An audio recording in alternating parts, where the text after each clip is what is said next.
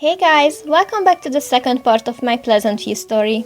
I don't want to make a long introduction this time, so if you haven't seen the previous part and you are interested, you can find a link in the description.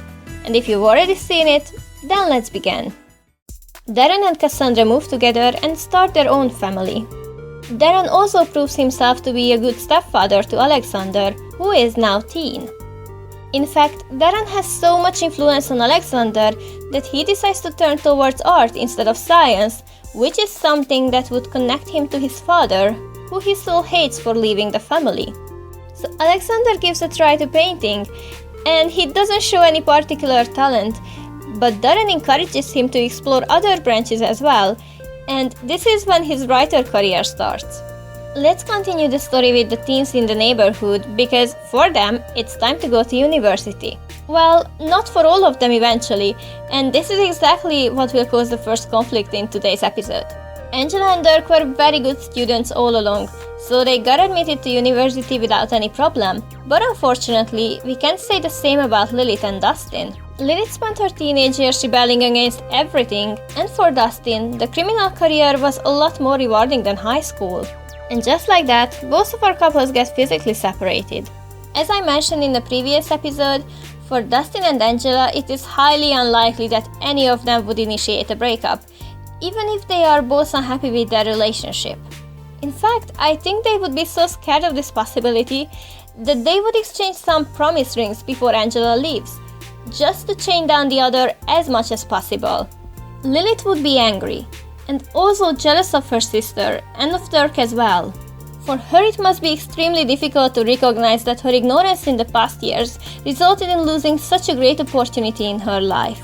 So because of these reasons, she and Dirk would break up not long before university starts. As an adult, Lilith finds some simple job for herself. With her high school certificate, she has to take whatever she can. And Dustin can focus even more on his criminal career. At university, Dirk and Angela realize how much they have in common, and Dirk invites her on multiple seemingly innocent dates, and Angela falls in love with him, of course. I say of course because I don't think that she ever felt so understood and so connected to someone as to Dirk.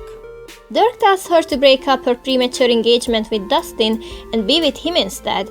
But can she do that? No, she can't, because she's still doing her best to avoid any major conflicts all the time, so she just lets Dirk go.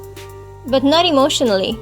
This will remain a big what if in her mind as long as she lives. She will remember this every single time they have some minor disagreement with Dustin. What if she was brave enough to choose Dirk? But she wasn't, and never will be. And Dirk will eventually move on, first because he is a more reasonable person, and second because ever since his dad started his new family with Cassandra, he's feeling completely ignored from his side, so he really needs some company and has no time to play this game with Angela forever. Meanwhile at home, Dustin and Lilith gets closer and closer. For Lilith, this still might be about rebelling, and Dustin, as we discussed, Angela is simply not enough for him. He cannot live without her, but he cannot live exclusively with her either. So he and Lilith become lovers.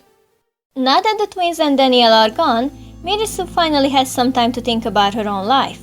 For the first time in her life, she is no longer responsible for anyone apart from herself, so she can leave behind this constant frustration of reaching higher and higher. She eventually decides to be her own boss for the rest of her life, so she sells the big and empty family house, buys a smaller one for herself, and with the remaining money, she starts her own business. Don't imagine this like she will end up being a super rich businesswoman in the end, but it will be enough to sustain herself and to live a stress-free life. And having said that, her story is pretty much finished. She wasn't able to accomplish the dream she was chasing for so long in her life, but in the end, she managed to find herself instead, which is, I think, a lot more valuable. Daniel needed a year or two to recover from their divorce, but now he moved to a new house and married Kaylynn. As we discussed in the first episode, Daniel mostly needs attention and care, and Kaylynn is the perfect person to provide that for him. He also has a good job, so he can offer Kaylynn to leave her work and to be a stay-at-home housewife instead. And when I think about it, this pretty much sounds like Daniel purchased her as a slave or something. And sadly, it is true from a certain point of view, but I don't really think that Daniel mean it that way. He is selfish, he wants all the attention for himself, but he doesn't mean to humiliate Kaylynn with that at all. He just wants her to be around more than anything. They will soon have their first child, and I think that Daniel was happy about it until the kid was just a plan. But now that he is born, he takes all the attention of Kaylynn. I mean, this is something completely normal, but Daniel might not handle this period very well. He will start to get home from work later and later, maybe have some nights when he doesn't return at all. But lucky for him, Kaylynn is a family-oriented person. It's not like she's naive and doesn't know what's going on. I think she understands. When they got together, Daniel was also cheating on his wife, and Kaylynn knew exactly why. She knows what Daniel is missing. And I think she looks the other way for this period because she wants to save this relationship, and she knows she can. And in the final part of the video, let's address the elephant in the room, this whole Dina, Nina, Don, Mortimer love polygon thing. So Mortimer and Dina are now married. Dina got his money, and what is the first thing she does with all that money?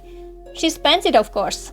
So I think the first thing she would ask from Mortimer is to sell the condo and buy a bigger house.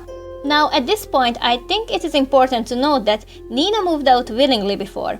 She never asked any money from Dina, but now that she and Mortimer sold the house where they lived together for years, she could ask her half of the money. But Dina prefers to keep everything, and so she ignores Nina's calls and tries to cut every connection with her.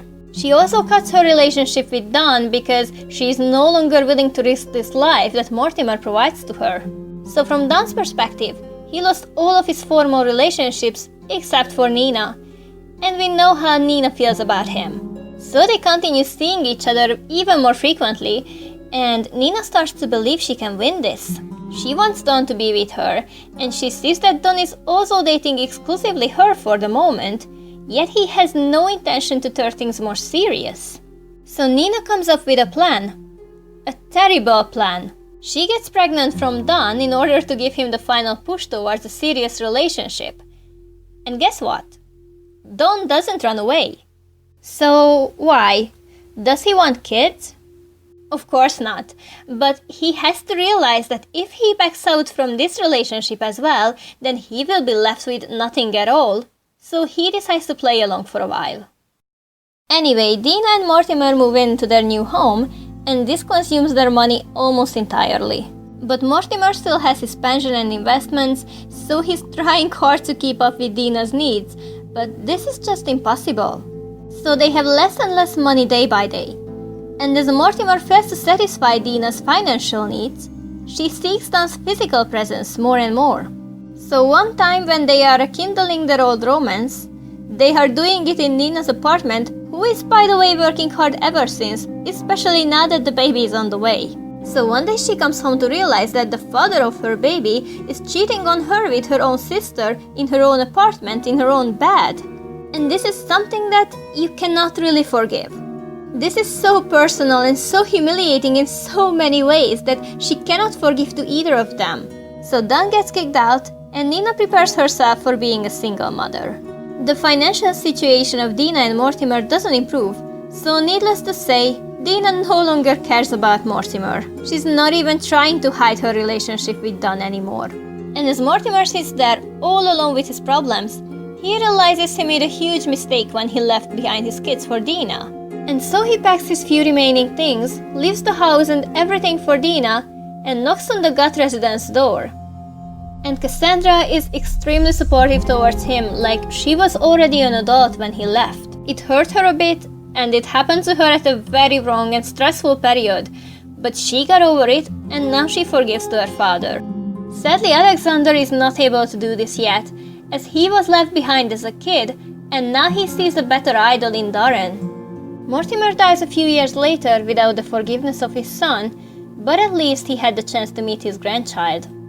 Of course, as Alexander grows up, he will understand the whole situation better and will probably regret not being able to forgive to his father while he was still alive. So I think I'm going to cut the story on that note. In the third and final episode, we will discuss the full-grown adult life of the former teenagers, Alexander's adventures at university, and most importantly, the future of the Caliente sisters. I hope you enjoyed the story so far, and if you do, stay tuned for the final episode. Bye guys!